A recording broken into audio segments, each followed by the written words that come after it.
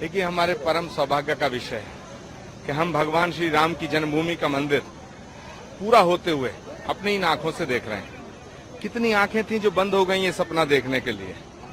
कितने ही संघर्ष, सदियों का संघर्ष, सदियों की लड़ाई, मुकदमाबाजी, अदालत, तारीख तारीख पे तारीख, तारीख पे तारीख, तारीख पे तारीख। लेकिन आज वो दिन आया है कि 22 जनवरी को मुझे ऐसा लगता है कि भगवान श्री राम के अवतरण की तिथि है रामनवमी। रामनवमी को भगवान श्री राम का अवतरण हुआ था और ये जो 22 जनवरी है ना, ये भारत में राम राज्य की पुनर्स्थापना की तिथि है।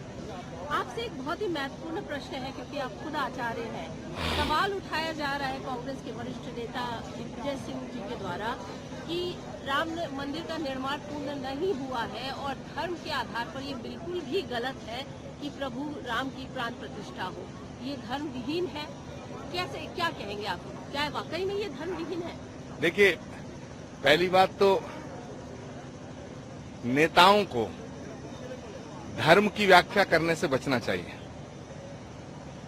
भारत का नहीं, पूरे विश्व का करोड़ों साधु, संत, ऋषि, मुनि, महात्मा, तपस्वी, तमाम ज्योतिषाचार्य हैं, ये सब एक तरफ और भगवान राम एक तरफ। हम राम से हैं, राम हमसे नहीं है। ये जो ब्रह्मांड है ये पूरा राम संचालित करते हैं। हमारे शास्त्रों में एक सूत्र है, शुभस्य शीघ्रम। जो शुभ काम है उसको जल्दी करो, जो शुभ काम है उसमें रोड़े मत अटकाओ।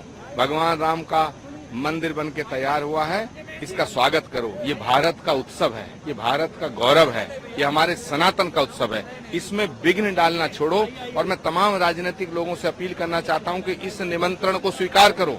राम सबके हैं, सब राम के। लेकिन स्वीकार तो नहीं किया है, कांग्रेस के वरिष्ठ नेताओं ने स्वीकार नहीं किया। मंदिर के निमंत्रण को स्वीकार करना सौभाग्य का विषय है, मंदिर के निमंत्रण को ठुकराना दुर्भाग्य का विषय। लेकिन आप बताइए, क्योंकि आप इसी पार्टी से ताल्लुक रखते हैं और अब आप कह रहे हैं ये दुर्भाग्य का विषय है। क्या अभी कभी आपने समझाने का प्रयास किया एक वरिष्ठ जन होने के नाते, आचार्य होने के नाते, कि इस तरीके, क्योंकि वो तो साफ तौर पर कह रहे हैं कि बीजेपी जो है वो कुटिलता कर रही है, कुटिल राजनीति कर रही है और ये सिर्फ राजनीति है। इलेक्शन को मद्देनजर रखते हुए राम मंदिर का प्राण प्रतिष्ठा कर रहे हैं, धर्म विरोध।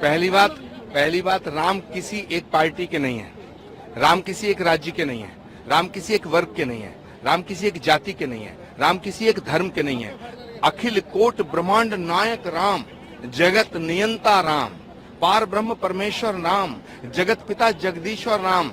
जहां हमारे राम हमारी आस्था के आधार हैं, तो इस पर कोई लेकिन, बट, किंतु, परंतु करना व्यर्थ है, पहली बात। दूसरी बात, मैं सबसे हाथ जोड़ के अपील करता हूं, राम को किसी एक पार्टी तक सीमित मत करो। राम को अगर आप एक पार्टी का मानोगे तो फिर अयोध्या को भी एक पार्टी को सौंपना पड़ेगा। फिर इस सनातन का क्या करोगे? फिर इस भारत का क्या करोगे? क्योंकि राम के और सनातन के बिना भारत की कल्पना नहीं की जा सकती है। मैं फिर कहना चाहता हूं कि जो राजनीतिक लोग, जो नेता, जो पॉलिटिकल पार्टियां भगवान राम के निमंत्रण को अस्वीकार कर रही हैं, ये गलत कर रहे हैं, पुनर्विचार करना चाहिए। एक और सवाल ये कहा गया कि प्रभु श्री राम का मंदिर बनेगा तो क्या रोजगार मिलेगा, क्या डेवलपमेंट होगा? इस तरीके के जो बयान निकलकर सामने आ रहे हैं राजनीतिक बलियान, इसको लेकर क्या कहेंगे? क्या वाकई में प्रभु के श्री राम के मंदिर से डेवलपमेंट नहीं हो रहा है, विकास नहीं हो रहा है? बहुत लोगों ने सवाल उठाया कि क्या मंदिर से रोजगार मिलेगा, मंदिर से डेवलपमेंट? मैं अयोध्या की रज को माथे पे लगा करके ये कहना चाहता हूँ कि अयोध्या का विकास पूरे विश्व में अद्वितीय विकास हो रहा है। और सुनिए, लाखों करोड़ों लोगों के रोजगार के साधन मुहैया कराए जाएंगे, इसमें कोई शक शुबा नहीं है। लेकिन प्रश्न रोजगार का नहीं है, प्रश्न नौकरी का नहीं है। हम तो वो लोग हैं जो उपवास करके राम भजन करते हैं। राम हमारी आस्था के आधार हैं, इसलिए राम को रोजगार से जोड़ना उचित नहीं होगा। राम आस्था का प्रश्न है। आप अपनी पार्टी को क्या संदेश देना चाहेंगे? कांग्रेस को क्या कहना चाहिए? क्योंकि कांग्रेस से ही ज्यादा सवाल उठ रहे हैं। कांग्रेस पार्टी में बोलने की आजादी है, आंतरिक लोकतंत्र है। जो लोग राम के निमंत्रण को ठुकरा रहे हैं उनका अपना मत है। मैं राम के निमंत्रण को स्वीकार करना अपना सौभाग्य समझता हूं। मैं सभी लोगों से कहना चाहता हूं कि भगवान राम के दर्शन करने का अधिकार सबको है, सबको आना चाहिए। एक मिनट। आचार्य जी, आपको तो 22 तारीख का निमंत्रण मिला हुआ है रामलला की प्राण प्रतिष्ठा के लिए। आज आप पहले ही आ गए हैं रामलला के दर्शन करने, मुख्य प्रयोजन क्या रहा, क्या मांगा आज रात? देखिए, भगवान राम का दर्शन जब भी किया जाए उसका कोई प्रयोजन नहीं होता, लेकिन हाँ, आज एक विशेष प्रयोजन भी है। आज कांग्रेस की महासचिव आदरणीय प्रियंका गांधी का जन्मदिन है और मैं रामलला से ये प्रार्थना करने आया हूँ कि भविष्य में वो देश की प्रधानमंत्री बने।